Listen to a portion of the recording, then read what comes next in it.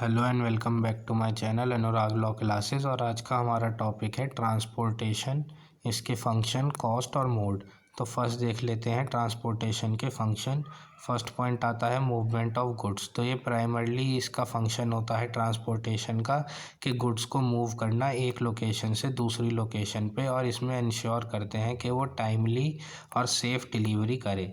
Second आता है storage. तो कुछ केसेस में ट्रांसपोर्टेशन एक्ट करता है टेम्परेरी स्टोरेज फैसिलिटी की तरह, जिससे कि हम गुड्स को होल्ड कर सकते हैं ट्रांसशिपमेंट पॉइंट्स पर, जब वो रेडी हो जाते हैं जब अपनी जर्नी के दूसरे पार्ट के लिए। थर्ड आता है कंसोलिडेशन। तो इसमें हम कंबाइन करते हैं स्मॉलर शिपमेंट्स को लार्जर शिपमेंट्स के साथ, ताकि हम रिड्यूस कर पाएँ ट्रांसपोर्टेशन कॉस्ट को और इंक्रीज़ कर पाएँ एफिशिएंसी को।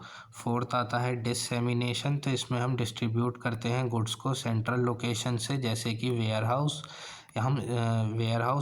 और स्मॉलर लोकेशंस पर, जैसे कि रीजनल लोकेशन या डायरेक्टली कस्टमर्स को। फिफ्थ आता है पैकेजिंग एंड प्रोटेक्शन। तो इसमें हम इंश्योर करते हैं कि गुड्स अच्छे से पैक करे गए हों और सेफ़ तरीके से वो ट्रांसपोर्ट करे गए हों, जिससे कि डैमेज कम हो प्रोडक्ट को ट्रांजिट के दौरान।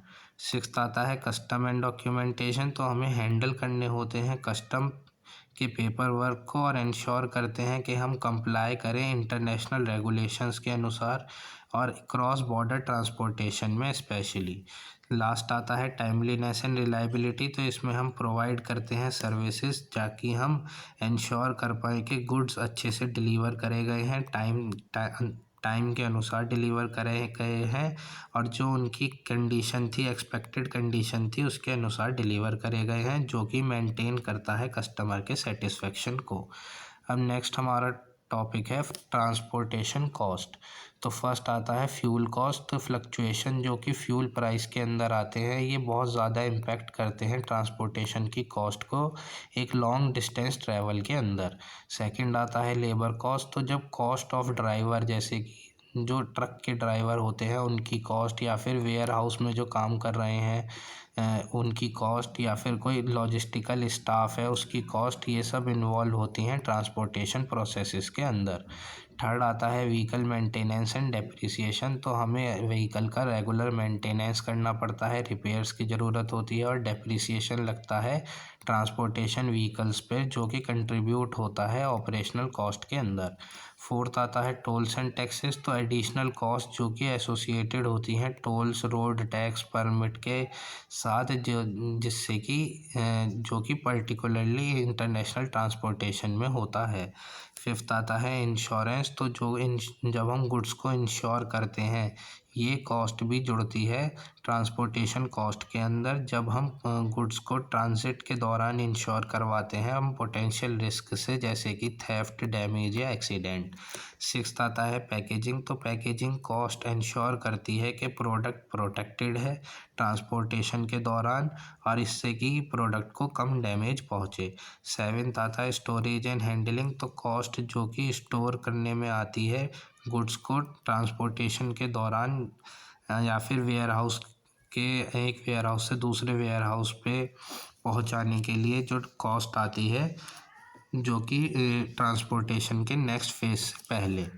लास्ट आता है मोड्स ऑफ ट्रांसपोर्टेशन। तो फर्स्ट है रोड ट्रांसपोर्ट। इसमें ट्रक, लॉरी, डिलीवरी वैन, ये सब आते हैं, जो कि फ्लेक्सिबिलिटी लेकर आते हैं डोर टू डोर सर्विस के लिए, डोर टू डोर सर्विस में, और ये आइडियल होता है short to medium distance delivery के लिए।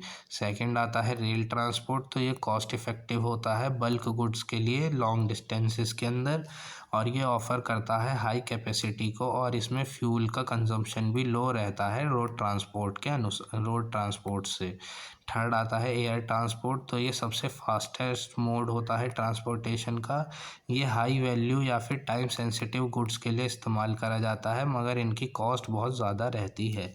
फोर्थ आता है सी ट्रांसपोर्ट। तो ये आइडियल होता है लार्ज क्वांटिटी ऑफ गुड के लिए, यानी कि बहुत ही बड़ी क्वांटिटी ऑफ गुड के लिए ये आइडियल होता है, और ये लॉन्ग डिस्टेंस के लिए होता है, और ये इंटरनेशनली बहुत ज़्यादा किया जाता है, मगर ये बहुत स्लो होता है एयर ट्रांसपोर्ट के अनुसार।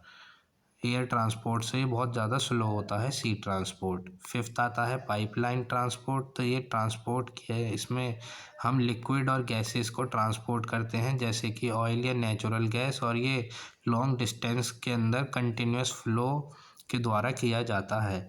सिक्स्थ आता है इंटरमोडल ट्रांसपोर्ट। तो इसमें कम्बिनेशन लेकर आया जाता है मल्टीपल ट्रांसपोर्ट मोड का, जैसे कि रेल, रोड और सी का, एक सिंगल जर्नी के अंदर, ताकि हम ऑप्टिमाइज़ कर पाएँ कॉस्ट को और टाइम को।